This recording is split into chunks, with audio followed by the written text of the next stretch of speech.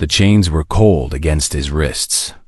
Commander Elias Vance stood in the center of the massive chamber, surrounded by beings that looked at him like he was an insect waiting to be crushed. The Conclave of 12 Suns was the oldest court in the galaxy. It floated in space around a dying red star, and it was here that the greatest crimes were judged. Elias had never imagined he would stand here as the accused. The chamber was round and enormous. 12 platforms rose in a circle around him, each holding a judge from a different species. The Kethari were giant insects with clicking mandibles and cold compound eyes. The Seraphim floated like beings made of pure light, their forms shifting and beautiful. The Dracovi were massive reptiles covered in scales harder than steel, their yellow eyes burning with ancient pride. There were others too, species Elias had only read about in reports. All of them were old. All of them were powerful. And all of them hated humans. Humanity had joined the Galactic Covenant only 90 years ago. In a galaxy where some civilizations were millions of years old, humans were babies, newcomers, and most species did not trust newcomers. Commander Elias Vance of the Human Federation, the lead judge announced. She was Kethari, her voice a series of clicks translated by machines into words he could understand. You stand accused of the destruction of the Volanthi sacred moon of Sereth. 40,000 pilgrims died in the attack. How do you answer? Elias lifted his head. His uniform was torn. His face was bruised from the arrest. But his voice was steady. I am innocent, he said. My ship did not attack the moon. We tried to save it. Laughter echoed through the chamber. It came from the Volanthi delegation, seated in a special section reserved for victims. Their ambassador was a tall creature with 6 arms and skin that shifted colors with emotion. Right now, he was deep purple, the color of grief and anger. Lies, Ambassador Sirith hissed. We have sensor logs. We have witnesses. Your ship fired upon our sacred ground and murdered our people. A holographic display appeared in the center of the chamber. It showed footage from the day of the attack. Elias watched his own ship, the Perseverance, approaching the moon. He watched weapons fire streak through space. He watched the moon's surface explode in flames, but the footage was wrong. It had been edited, changed. That is not what happened, Elias said, his voice rising. We received a distress call from the moon. When we arrived, another ship was already attacking. A black ship with no identification. We engaged the attacker and drove them away, but we were too late. The damage was already done. Convenient, another judge said. This one was Dracovi, his scales a deep green. You claim there was another ship. Yet no other ship appears in any record. Only yours. Because someone erased it, Elias insisted. Someone edited the footage. Someone is lying to this court. The chamber erupted in angry voices. The judges shouted for order. Ambassador Sirith rose from his seat, all 6 arms spread wide in a gesture of outrage. This is what humans do, Sirith declared. They lie. They cheat. They destroy. They have been part of our covenant for less than a century, and already they show their true nature. Violent, savage, unworthy of the stars. Elias felt the words like blows. He thought of his crew, still imprisoned on the station. He thought of his family back on Earth, watching the news and wondering if it was true. He thought of every human who would suffer because of this lie. I did not do this, he said quietly. But no one was listening anymore. The lead judge raised her clawed hand for silence. The chamber slowly grew quiet. The evidence is clear, she announced. The human vessel fired upon a sacred site and killed 40,000 innocent beings. Unless new evidence is presented, this court has no choice but to find the accused guilty. The punishment for such a crime is death. Elias closed his eyes. He had served humanity his entire life. He had fought pirates, negotiated peace treaties, and saved countless lives. And now he would die for a crime he did not commit, killed by aliens who'd already decided humans were guilty before the trial even began. Then something strange happened. A low hum filled the chamber. It started soft, almost too quiet to hear, but it grew louder with each passing second. The judges looked around in confusion. The Volante delegation froze. Even the guards seemed uncertain. At the center of the chamber, behind where Elias stood, there was a pedestal. On that pedestal sat a crystal, black as night, as large as a man, and older than any civilization in the room.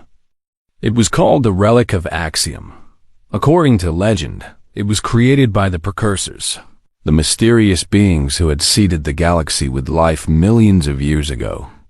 The relic had sat dormant for 10,000 years, a symbol of ancient power that no one truly understood. Now it was glowing. Cracks of golden light spread across the crystal surface. The hum became a tone, pure and powerful, filling the chamber with sound that seemed to vibrate in Elias's very bones.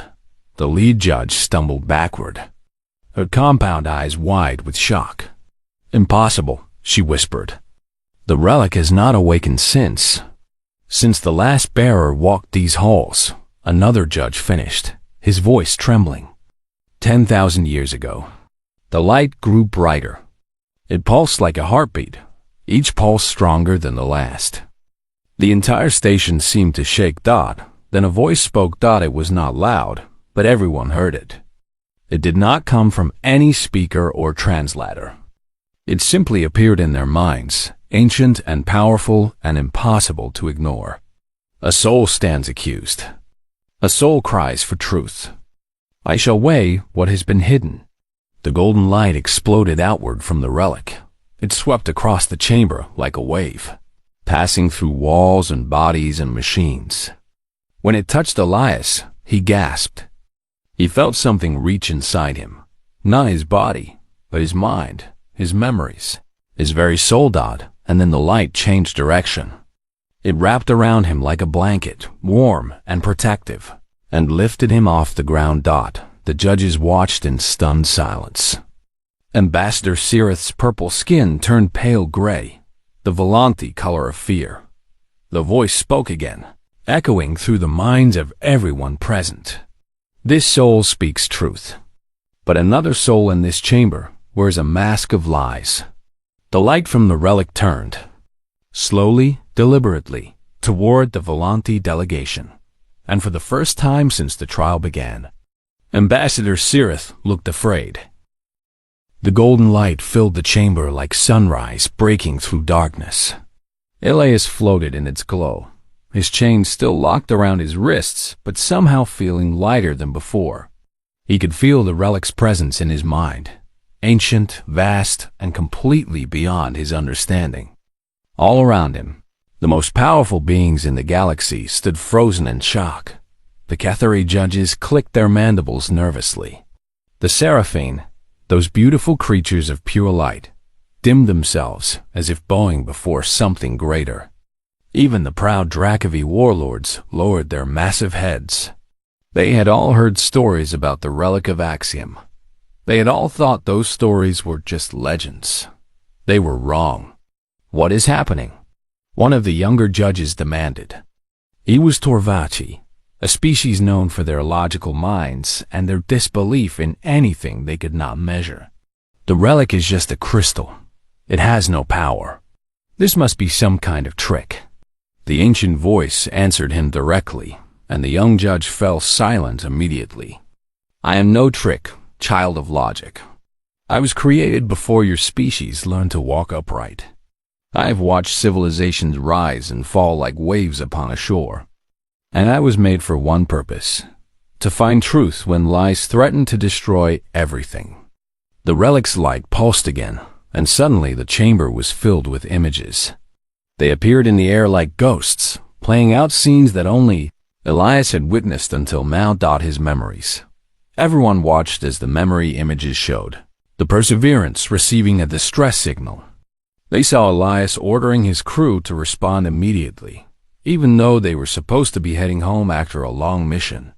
They saw the ship arrive at the moon of Sereth and find horror already unfolding. A black vessel hung in space near the moon. It had no markings, no identification codes, nothing to show where it came from. And it was firing. Beam after beam of deadly energy struck the moon's surface, destroying temples and homes and shelters full of innocent pilgrims. All weapons, target that ship. The memory Elias shouted. Get between them and the moon. Now, the Perseverance opened fire. The black ship took several hits before turning away from the moon. For a moment, it seemed like they had won. But then the black ship launched one final weapon, a massive torpedo that streaked toward the moon's largest temple. The Perseverance tried to intercept it. They fired everything they had, but they were too slow, too far away. The torpedo struck the temple. The explosion killed thousands instantly. The black ship jumped into hyperspace and vanished. And the Perseverance was left alone, surrounded by debris and death, the only ship visible when rescue vessels finally arrived. The images faded. The chamber was completely silent. Elias felt tears on his cheeks. He had tried so hard to save them. He had failed. You see, the Relic's voice said, this soul carries guilt, but not the guilt of murder. It carries the guilt of one who tried to help and could not. This is a different burden. A heavier one, perhaps. But it is not a crime. Ambassador Sereth pushed forward, his 6 arms waving frantically.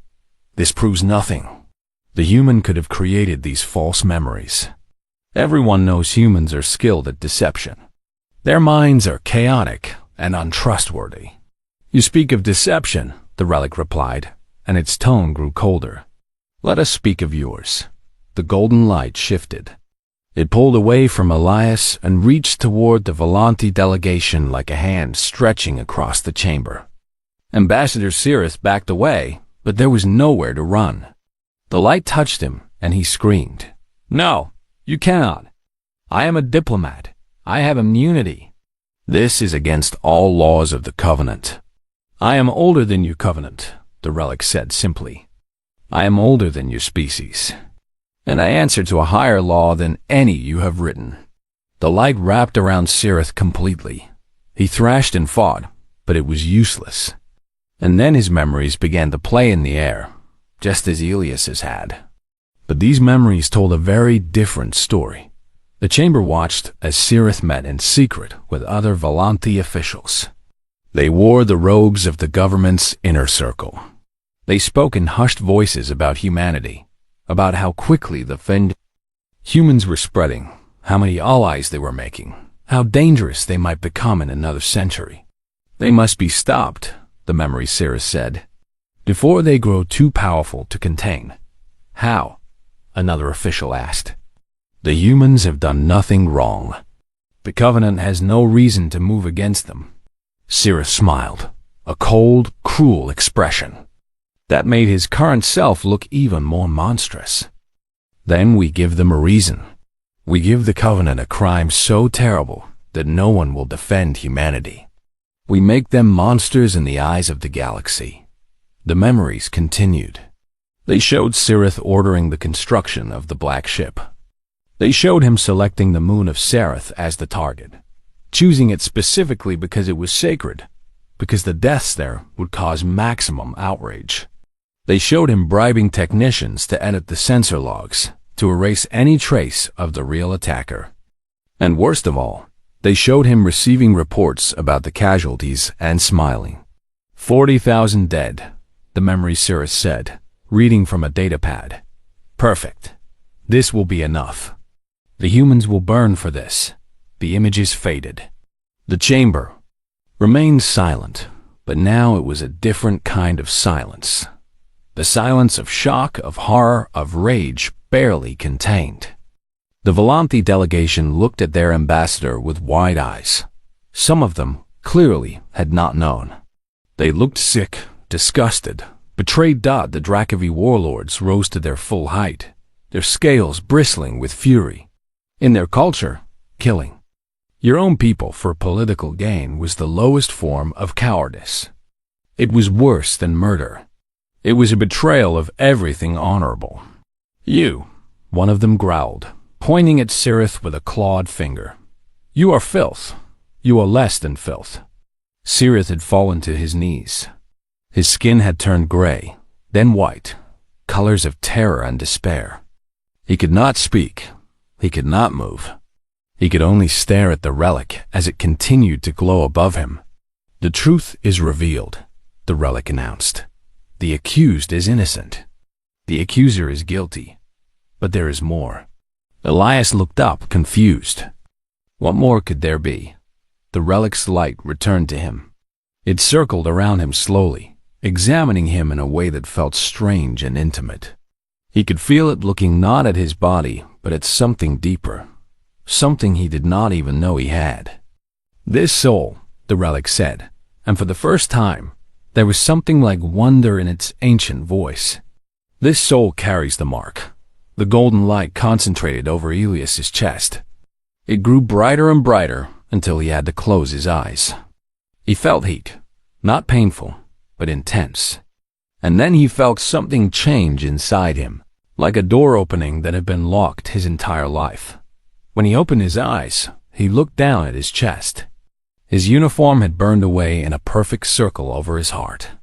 And there, glowing on his skin, was a symbol. It was made of golden light, complex and beautiful, with patterns that seemed to shift and move even as he watched. The eldest Kethari judge made a sound Elias had never heard before, something between a gasp and a prayer. Then she lowered herself to the ground, her ancient body bowing before him.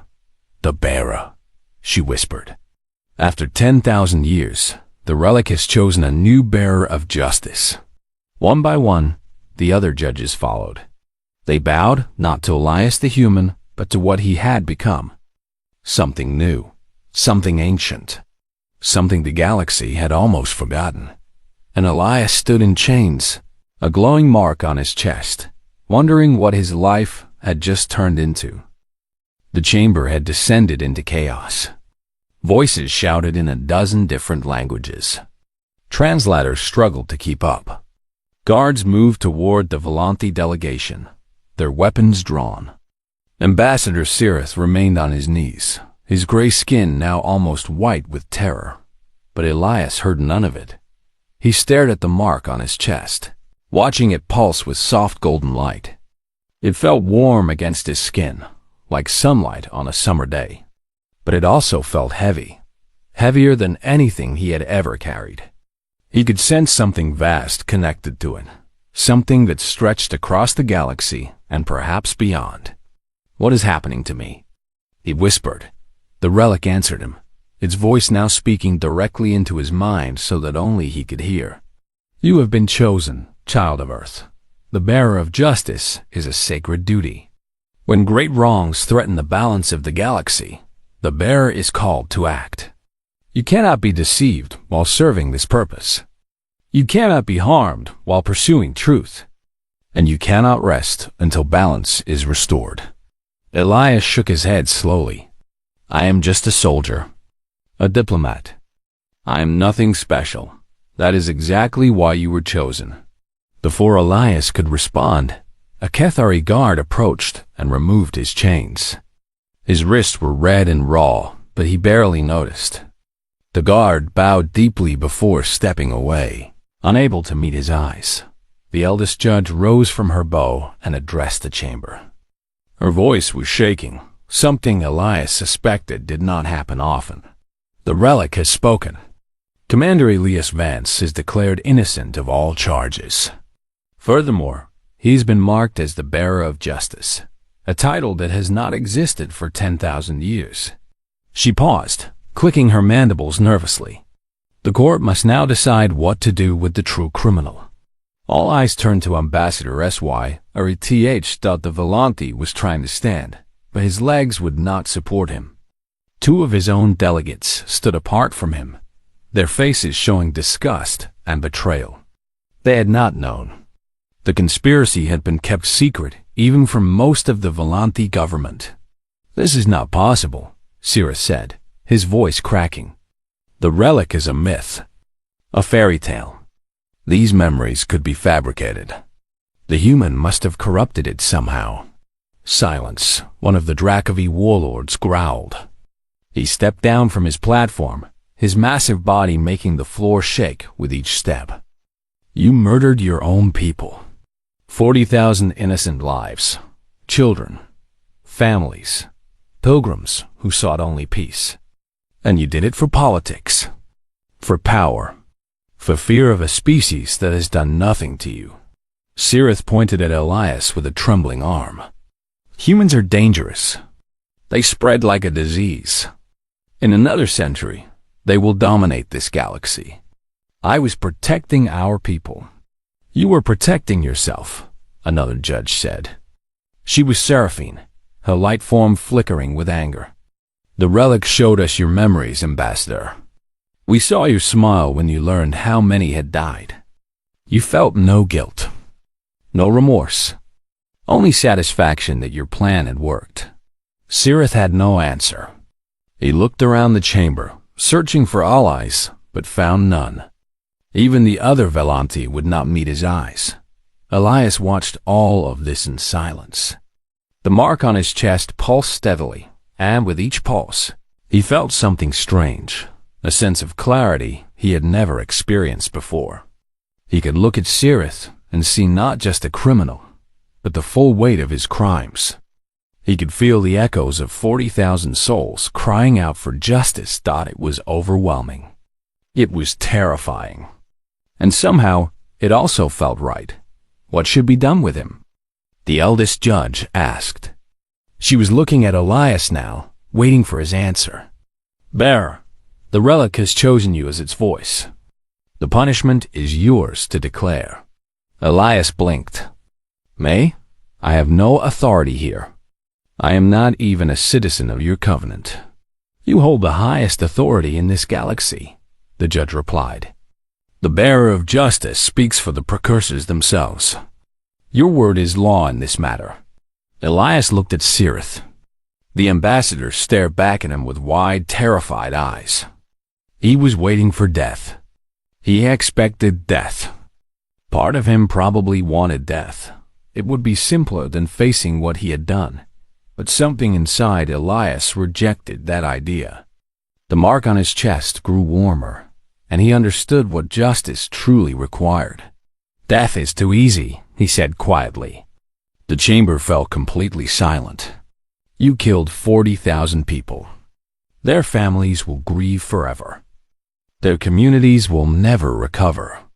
And you want me to give you a quick end? A simple punishment that lets you escape the consequences of what you have done?" He walked towards Cirith, and the ambassador scrambled backward until he hit the wall. "I have seen your memories," Elias continued. "The relic showed me everything. This was not your first crime. You have done this before.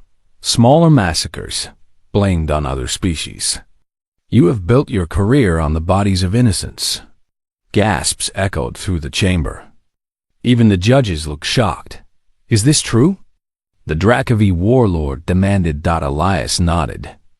"There was a mining colony on Vex 7, blamed on the Torvaki. A research station near the Seraphine border, blamed on the Cathari. Cirith has been playing this game for decades, starting conflicts to strengthen his own position. The reactions were immediate and violent. The Torvaki judge slammed his fist against his platform. The Seraphine flared with blinding light. The Cathari clicked their mandibles in fury. Cirith looked around wildly. "Lies! All lies! The human is manipulating you." "The relic cannot lie," Elias said simply. "And neither can I, not anymore." He turned to face the full court. "Here is my judgment. Ambassador Cirith will not be executed. He will be returned to his homeworld, and the relic's light will go with him." He raised his hand, and the mark on his chest flared. Golden light poured from his palm and struck Cirith in the chest. The ambassador screamed as the light burned into him, leaving a mark of its own. Not the symbol of the bearer, but something darker. A brand of shame that pulsed with sickly gray light. That mark cannot be removed, Elias said. It cannot be hidden. Every Volante who sees it will know what you have done. Your memories will play in their minds. They will see your crimes. They will feel the terror of your victims. You will live the rest of your life as a monument to your own evil. Cyrus stared at the mark on his chest, his face twisted with horror. No, please. Kill me instead, please. You do not get to choose your punishment, Elias said. The dead chose it for you.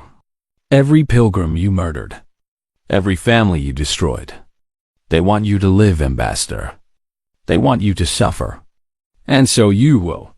He turned away from the broken ambassador and faced the judges. The Volante people are not guilty of these crimes. Only their corrupt leaders. I asked this court to help them build something better. A government that serves its people instead of sacrificing them. The eldest judge bowed her head. It will be done, Bear. The Covenant will send aid and observers to help the Volante transition to new leadership. Elias nodded. The mark on his chest was still warm, but the terrible clarity was fading slightly. The immediate crisis was over. Justice had been served. But as he looked around the chamber, at the bowing judges, the terrified delegates, the broken ambassador, he realized something that made his heart sink. This was only the beginning.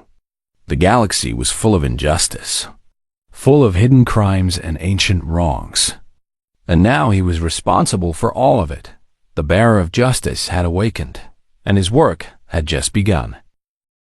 3 days had passed since the trial, but Elias had not slept for more than a few hours. Every time he closed his eyes, he felt them. Millions of voices across the galaxy, crying out for justice. Some were loud and desperate. Others were quiet whispers, old wounds that had never healed. The mark on his chest pulsed constantly, connecting him to suffering he had never known existed. He sat alone in the quarters they had given him on the station. The room was large and beautiful, decorated with art from a dozen different worlds. It was meant for honored guests, for important diplomats and visiting leaders. Elias felt like a stranger in it. A knock came at the door. He did not look up, enter. The door slid open, and Lieutenant Yuki Tanaka walked in. She was his first officer on the Perseverance, and she had been released from imprisonment along with the rest of his crew after the truth came out. Her face showed concern as she looked at him. "Commander," she said carefully, "you look terrible." Elias laughed, but there was no humor in it. "Thank you, Lieutenant. Always honest." Tanaka sat down across from him. "The crew is worried about you. We all are." "What happened in that chamber?" She shook her head. "None of us know how to process it." "Neither do I," Elias admitted. He looked down at his hands. They looked the same as always, rough from years of military service, scarred from old battles. But they felt different now. They felt like they belonged to someone else. "The judges have been sending requests," Tanaka continued. "Messages from all over the galaxy. People want to meet you. Some want your help. Others want to study you. A few want to kill you, I think, though they did not say it directly." "I know," Elias said. "I can feel them. All of them." He tapped his chest, where the mark glowed softly through his shirt. "This thing connects me to something bigger than I can understand. It is like standing in a river and feeling every drop of water at once." Tanaka was quiet for a moment. "What will you do?" Before Elias could answer, a new voice spoke from the doorway. "He will do what the bearer has always done. He will answer the call." They both turned. Standing at the entrance was an old Kithari, the eldest judge from the trial. Her carapace was dull with age, and she moved slowly, but her compound eyes were sharp and bright. "May I enter?" she asked. Elias nodded. Of course. The old judge moved into the room and settled her large body onto a specially designed seat. She studied Elias with an expression he could not read.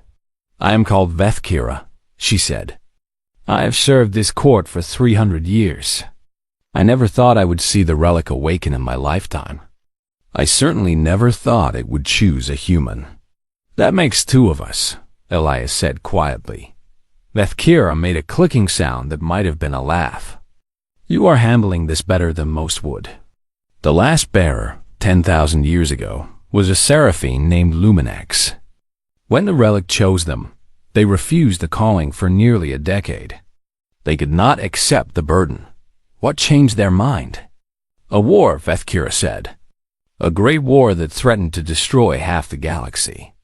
Luminax finally accepted the mark and ended the conflict in a single year. They revealed the truth behind the war, that both sides had been manipulated by a hidden enemy. They united former foes against the real threat. She paused, and then they disappeared. No one knows what happened to them. The relic went dormant, and the bearer was never seen again. Elias felt a chill run down his spine. "Is that my future? To serve until I am used up, and then vanish?" "I do not know," Vethkira admitted. "The relic does not explain its choices. It simply acts when the galaxy needs balance. And it has chosen you, Commander. A human. A member of the youngest species in the Covenant." "Why?" Elias asked. It was the question that had haunted him since the trial. "Why me? Why a human? There are billions of beings in this galaxy who are smarter, older, more experienced than I am." Vethkira was silent for a long moment. Then she leaned forward, her ancient eyes fixed on his. "I have a theory," she said. "Would you like to hear it?" Elias nodded. "The relic does not choose the most powerful or the most intelligent. It chooses those with the right kind of soul. Those who see injustice and cannot look away. Those who help strangers, even when it costs them everything." She gestured toward Tanaka. "Your first officer told me about the distress call. You were on your way home after a long mission. Your crew was tired. You had no obligation to respond. But you did anyway. Anyone would have done the same," Elias said. "No," Vethkira replied firmly. "They would not. Most would have reported the call and continued on their way. They would have told themselves that someone else would handle it, that it was not their responsibility." She clicked her mandibles. "Humans have a strange quality.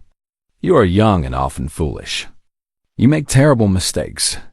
But you also have something that older species have lost, a stubborn refusal to accept that suffering is normal. You see pain and you try to fix it, even when fixing it is impossible." Tanaka spoke up. "Commander Vance has always been like that. He once risked his entire career to save a transport full of refugees that our government wanted to ignore. He said he could not sleep knowing he had done nothing."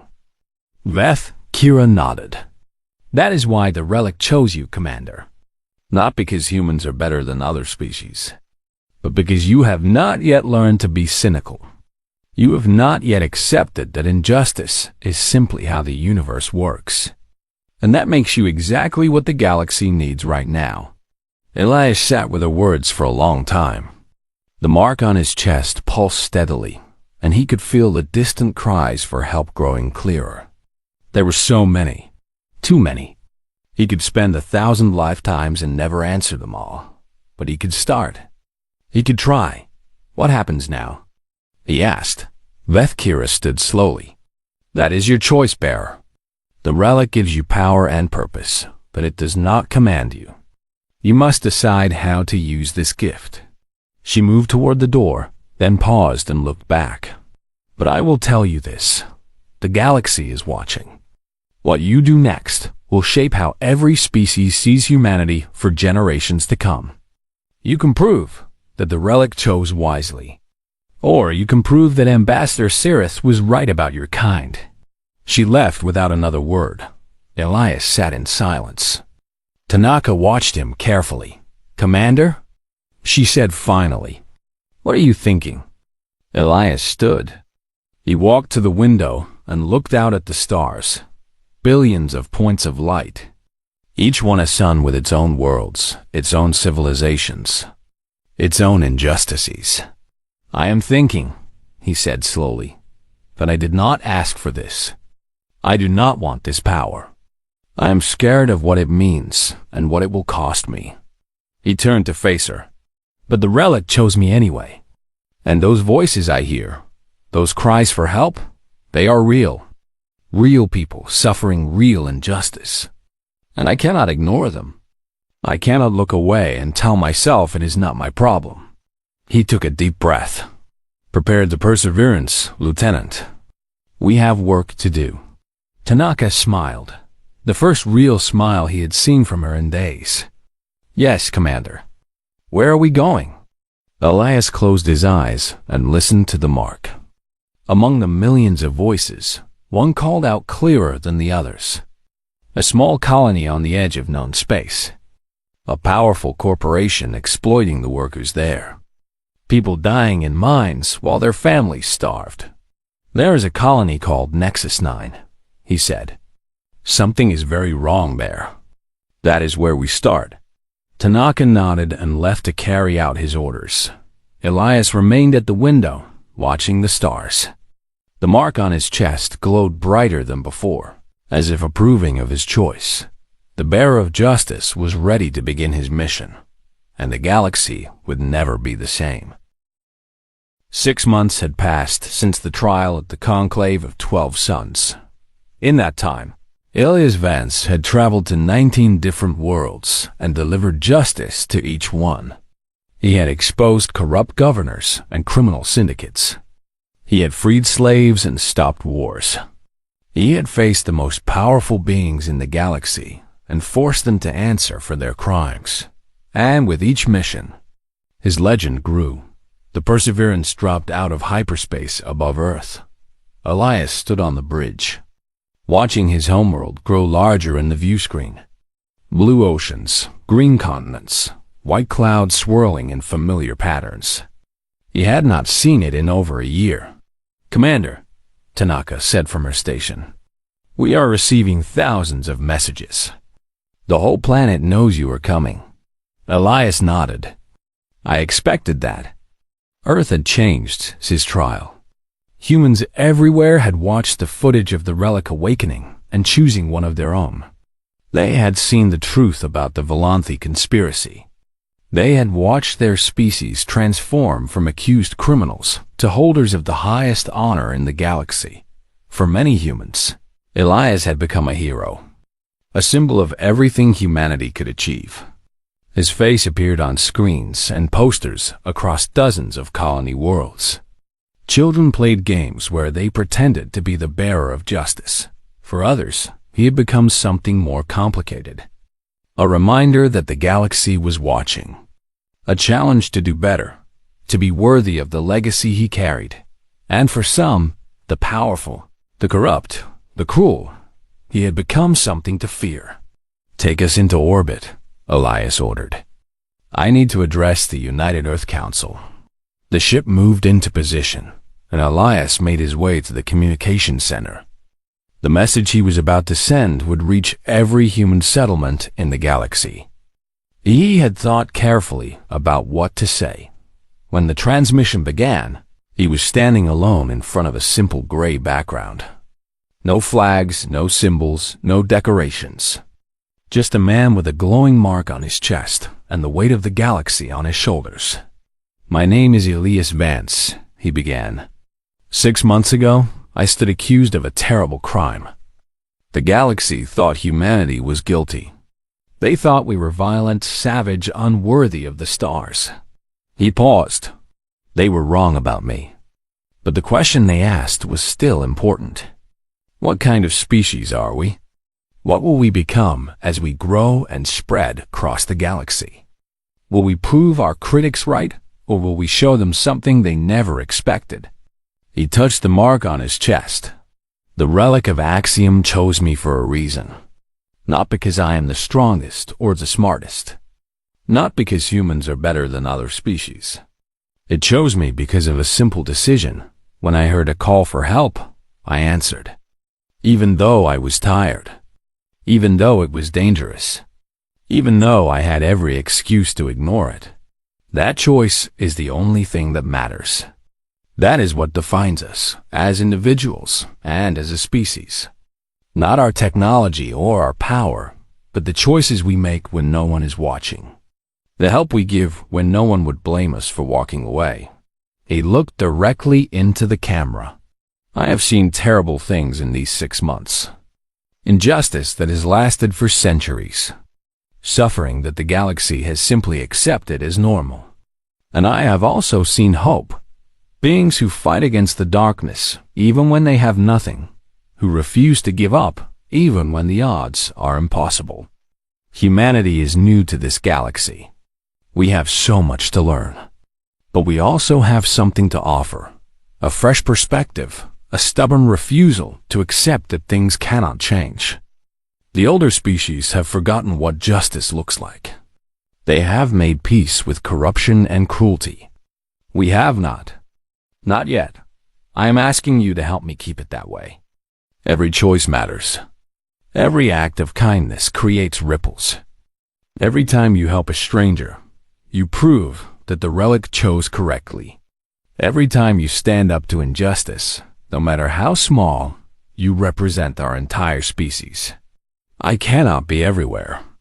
I cannot fix everything. But if all of us, every human across every world, commit to making just one choice that matters, we can change the galaxy. He smiled slightly. They called us criminals. We became the bearers of justice. They underestimated us. Let us show them how wrong they were. The transmission ended. Ilias stood in silence for a moment, then returned to the bridge. Tanaka was waiting for him. Her eyes were bright with emotion. That was beautiful, Commander. It was honest, Elias replied. I meant every word. What happens now? Elias walked to the main view screen and looked out at Earth. Somewhere down there, billions of humans were watching, thinking, deciding what kind of future they wanted to build.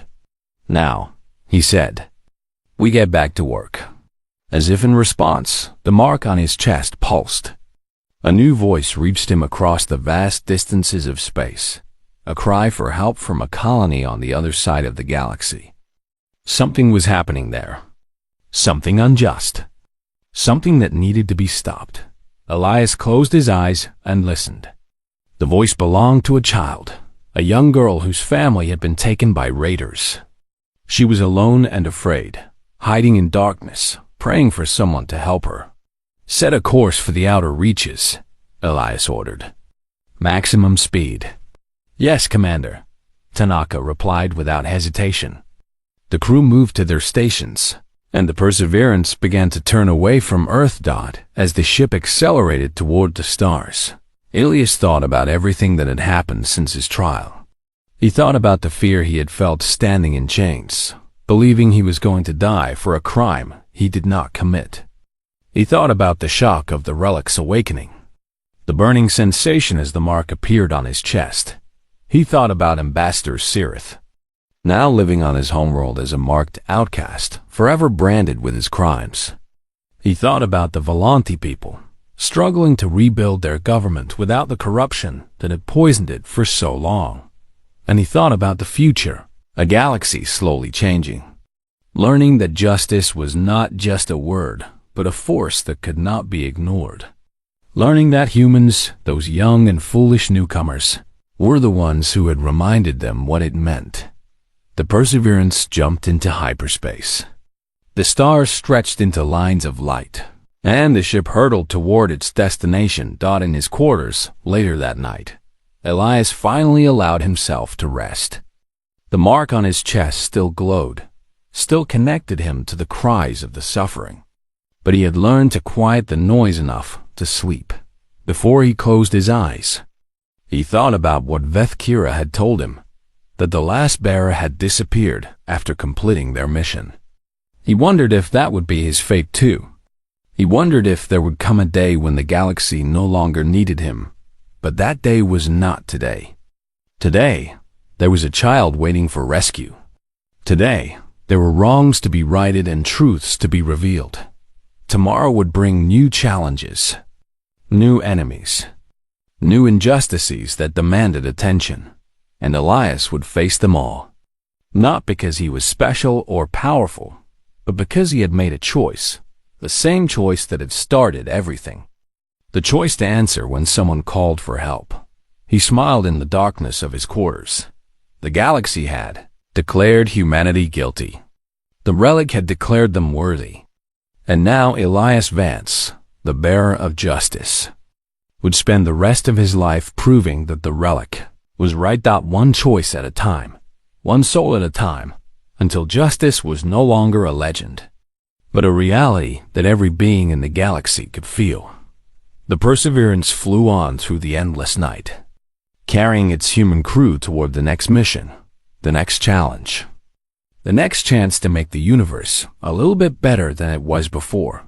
And somewhere, in the ancient halls of the Conclave of 12 Suns, the Relic of Axiom pulsed with golden light, watching, waiting, and hoping that it had finally chosen the right species to carry its burden. It had waited 10,000 years for this moment. It was not disappointed.